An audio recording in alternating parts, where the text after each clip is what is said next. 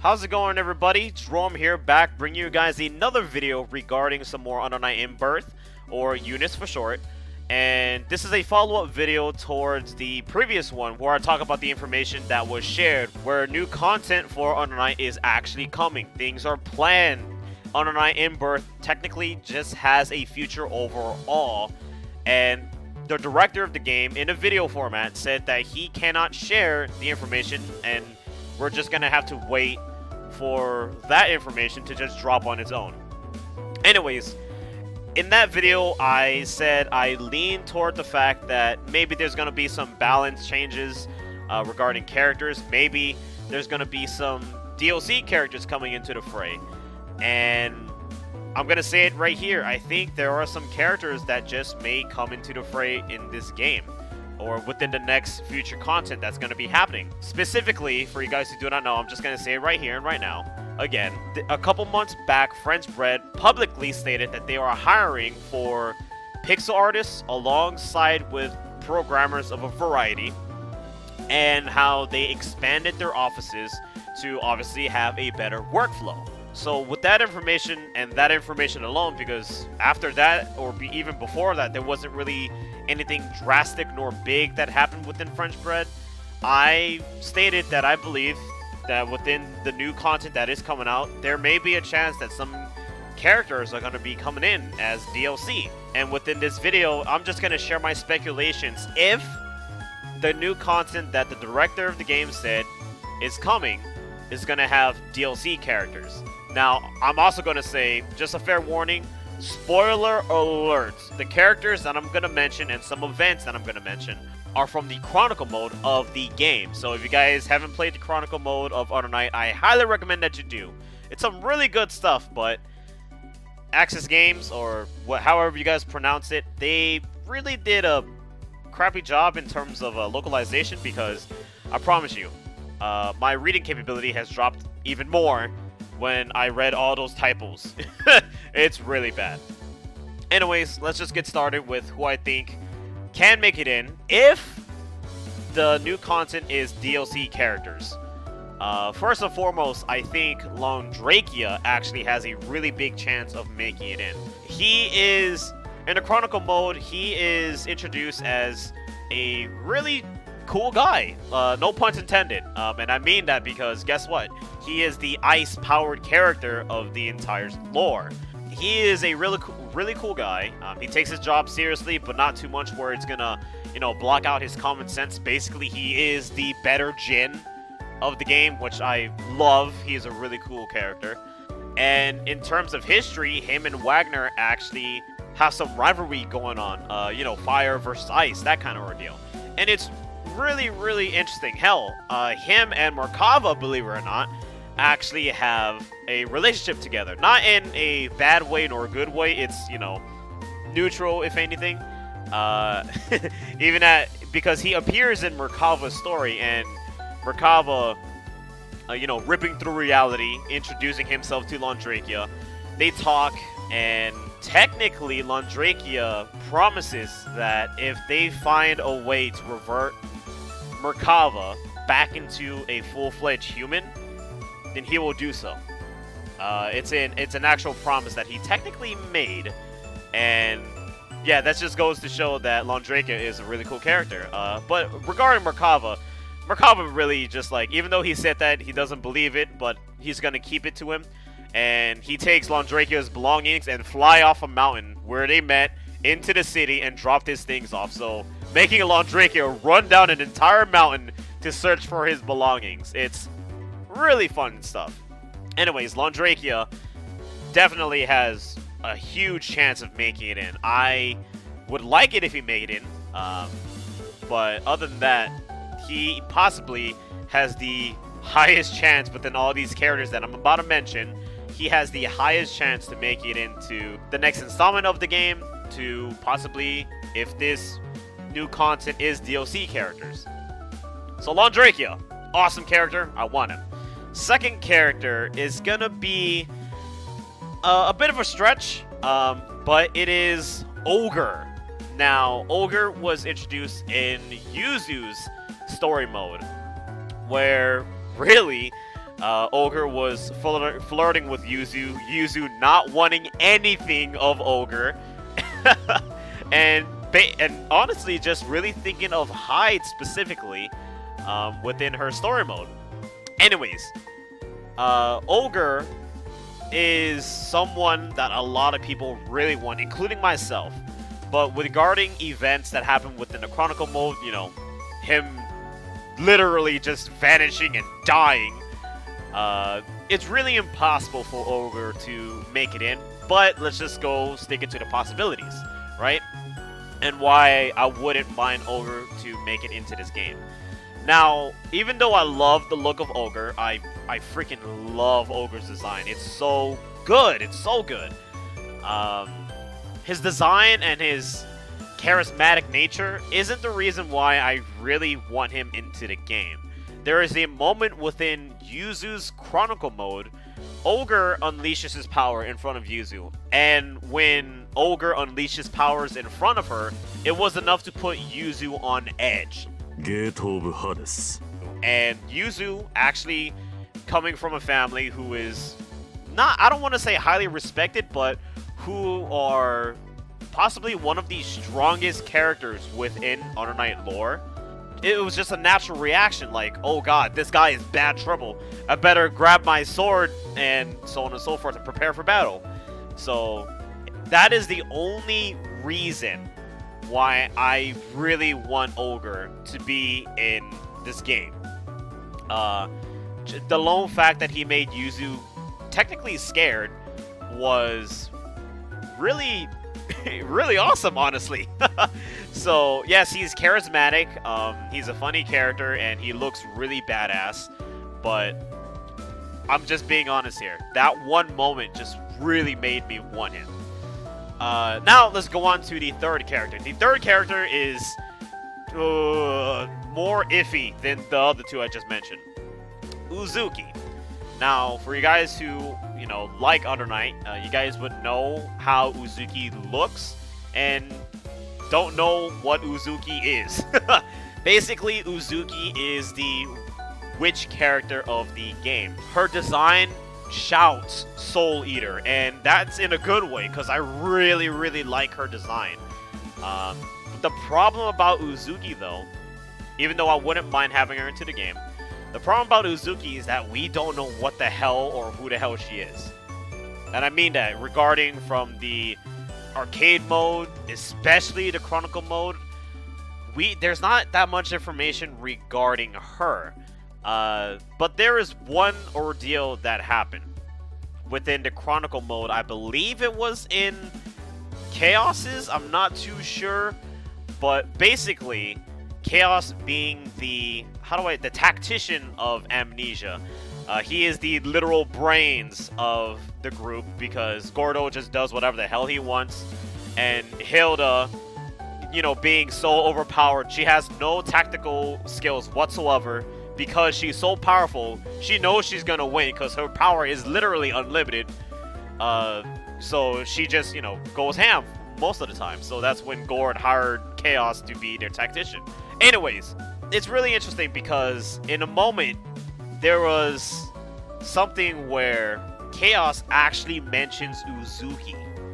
Now, again, Chaos being the tactician of the group, someone catching his eyes to technically be part of the main group of Amnesia is no easy feat, especially when it came to Chaos. So when he mentioned Uzuki, that saying how she's intriguing him, that's saying a lot. Now again, we don't know anything about Uzuki other than the fact that she looks like a witch. But a lot of people do want her, and I wouldn't mind having her. Hell, she looks really cool. I really like her design, as I said before. But again, nobody knows what she does. Like, there's zero well, I won't say there's zero information, because there's information obviously on the internet. But other than that, like, she's really a nobody. Until, you know, we get more story, which may come, like, you know, years down the line. But Uzuki is a character I wouldn't mind having. The problem is that we don't know too much about her with the game being presented to you. So, really iffy character. Now the fourth one is definitely iffy. I think you guys can see a pattern here, where there's more possible and then really iffy. But this one is like really low levels of iffiness. Roger. Or as I like to call him, Roger. You know, the really nice dude, the nice guy of the group of Amnesia, who got completely eviscerated. Now, in lore terms, Roger was a person that had powers, but the problem is that he didn't really use his powers for a while, especially for fighting purposes. All he did was want to travel around the world. That's all Roger wanted to do.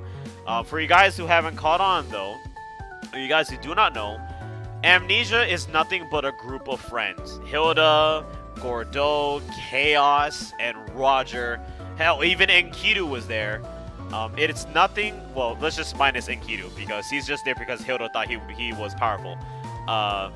Those four characters are just a group of friends, and I'm just gonna explain what happens one night with Roger. In short, Roger technically becomes a void and almost kills Gordeau, but actually kills Ochre because, believe it or not, Ochre actually saves Gord from being stabbed by Roger. Now, I'm gonna be honest here. French Bread, specifically Melty Blood, let's just put that out there, has some really insane characters, especially when it comes to animating said characters. It's amazing, and it's just crazy. I think the possibility of Roger is really low. I think that Roger, in his void state, has a little better chance of coming in, but still, nonetheless, extremely, extremely low. I would like to play as Roger. I think that would be really sick. Specifically, Void Roger. I think that would be really, really cool because obviously he would have abilities of a Void, and I think he would be the what was it? It's Iori from KOF. You know, the one that's just like bloodlusting and stuff like that. That would be Roger in Under Night, and again, I wouldn't mind it. It's a really low possibility. But yeah, Roger would be really, really cool. And now for my next character. This character is it's not as iffy as Roger and Ochre and Uzuki. Hell, she actually has more information than Uzuki herself. Basically, it's Saverio. Now, a lot of people who know the Under Night story mode or Chronicle mode, you would know where Saverio stands in terms of comedy. But in terms of combat, I wouldn't really mind her at all. Saverio appears in Mika's story mode and is basically the mentor for Aurier, Wagner, and Mika. She is an ambassador, I believe, of League Christ, which is their organization full of women, I kid you not. And she is very, very powerful. And we don't get to see her abilities, sadly, in the story mode, but there are moments where they describe her abilities, where she is actually a CQC kind of character, a close quarter combat kind of character, alongside with being called a demon of some nature. Basically, that's what Mika identifies her as. She is very terrifying to Aurier, Wagner, and Mika, and I think there was a moment within the Chronicle mode where she cradles Mika in one of her arms and, like, technically carries her away into a cage or something like that. And in Mika's head, she said, basically on the lines, how she won't retaliate or even try to hit Saverio because she doesn't even want her extremely angry at her and cause her like a demon or something of that nature within her Chronicle mode.